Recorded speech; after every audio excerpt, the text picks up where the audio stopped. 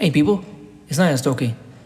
Now, this is a Black Traitors video, but there were several of them, so rather than just try and make separate ones, I thought I'd put it all under one. So I'm going to feature the post where I saw all this information and all the signatories of the Garvey Must Go campaign, and you'll see it in the video itself.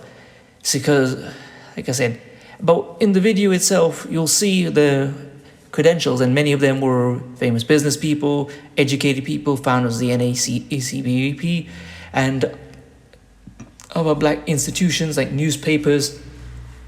So you'll see that the point is, a lot of these people who are traitors are not necessarily people who turn code for favor. They are often people who are co-opted, who are successful, who have been integrated. That's why Marcus Garvey was warning against integration. People become integrated into the system and they become invested in keeping things the way they are. And if you remember my previous video, Black Traitors, Marcus Garvey versus W.E. Du Bois, these integrationists are often mixed race, and they often view full-blooded black people as lesser than. But anyway, this is from PBS, the Garvey Must Go campaign. When Marcus Garvey first arrived in the United States in 1916, he quickly found his way to many of New York's most prominent black radical activists and intellectuals, and at least briefly, Garvey enjoyed their support. But by 1920, A. Philip Randolph and other black leaders, some of whom had supported Garvey after his arrival in the United States, came to believe that Garvey's program for black advancement was unsound, and that Garvey himself was a charlatan. Though they admired his skills as a propagandist, these prominent black critics derided Garvey's proposed solutions for the problems of African Americans. They believed that his plans for black progress, including the Black Star Line and the establishment of a Pan-African empire, were unrealistic and ill-advised. They considered the Universal Negro Improvement Association's grandiose titles and military regalia to be preposterous, and they thought Garvey, with his assumption of a regal posture on the title Provisional President of Africa, to be little more than a self-aggrandizing buffoon. A. Philip Randolph, who had introduced Garvey to his first African-American audience on a Harlem street corner, said Garvey had succeeded in making the Negro the laughingstock of the world. Federal investigations into the finances of the Black Star Line, along with a blistering analysis of the shipping line by W.E.B. Du Bois in the NAACP's Crisis magazine, gave fuel to Garvey's black critics. And I want to point this out. This whole federal investigation thing we've seen time and time again, they're not above falsifying evidence or just ignoring evidence. So anything they say can only be taken with a grain of salt at best. Randolph personally critiqued the economic feasibility of the Black Star Line in The Messenger, an influential magazine he co-edited with Chandler Owen, and accused Garvey of squandering the hard-earned money of his hard-working, poor supporters.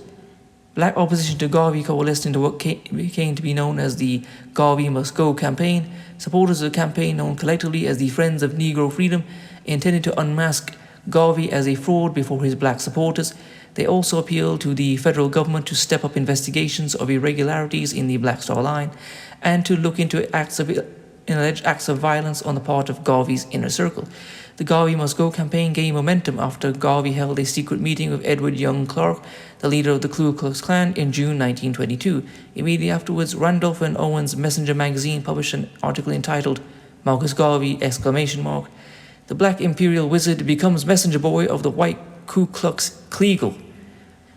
Black leaders were further infuriated when they learned that Garvey, at a speaking engagement in New Orleans, remarked that because black people had not built the railroad system, they should not insist on riding in the same cars of white patrons. I think that might be a misrepresentation, because black people did in part build some of the railroads, though I get where he's coming from. And at the end of the day, why should they ride with white patrons? It's better for black people's own safety to just be separated from them, because as we can see with integrating black people into the white economy has been disastrous. Black people have become integrated into supposedly America and have become more confused than ever. As I've said before, theoretically, they should have access to all these things, and yet they don't. When they were unintegrated, it was very simple. Everything was, pardon upon, black and white. They knew where they stood. Now you've got a black president. Well, you had a black president, or a mixed-race president, if you want to call it that, which is a spade, And then people are like, I don't understand. We've had all these things, and yet our situation is at the bottom. Police are murdering our children in the street, and there is no justice. Why is this happening? Etc., etc. The Messenger vowed to begin a vigorous editorial campaign against Garvey and promised to fire the opening gun in a campaign to drive Garvey and Garveyism in all its sinister viciousness from the American soil.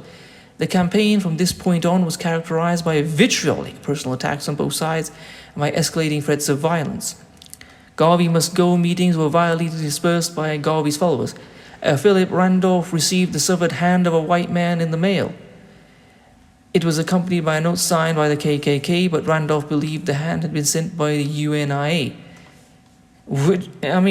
Assuming that, let's say, the Garvey campaign had been the ones responsible and had killed the white man, which is not proven, they did more to fight, say, white supremacy than these guys. Basically, is just whose whole modus operandi is just giving mealy-mouthed speeches and begging the white man to please treat him fairly. Okay, on January 15th, 1923, a group of eight prominent African Americans petitioned Attorney General Harry M. Doherty asking the U.S. government to continue its prosecution of Garvey on charges of mail fraud and to investigate acts of violence contributed to Garvey's followers. Among them, the assassination early January 1923 of J.W.H. Eason, Garvey's former deputy, who was expelled from the movement at the August 1922 convention on charges of personal misconduct. The letter of petition ended by urging the Attorney General to use his full influence completely to disband and extirpate this vicious movement and implore him to vigorously and speedily push the government's case against Marcus Garvey for using the mails to defraud.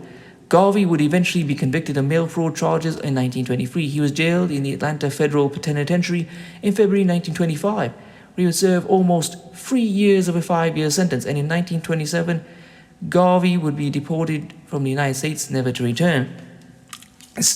You have to think about it. They fought so vigorously to arrest and imprison and deport a black man.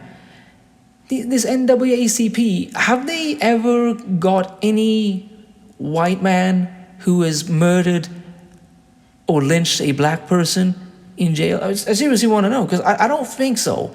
The murders of Emmett Till, they got away with it. They were able to live long, admit to it, and then die as old men in their beds.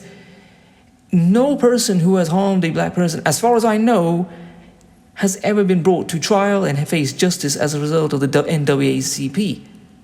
In fact, nowadays, I think they are veering away from black people to now, if I'm correct, cater to all people, because it says National Association of Colored People, which is not even effectively black. That's effectively everyone who is non-white. Like I said, as far as I can tell, a useless organization, or if it did have any use, it was many, many years ago and is no longer relevant, if it ever was.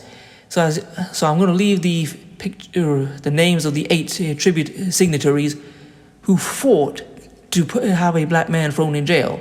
This is their crowning achievement. This is what they gave their time and energy for. Pathetic. So anyway, please comment, rate, share, and subscribe. Peace.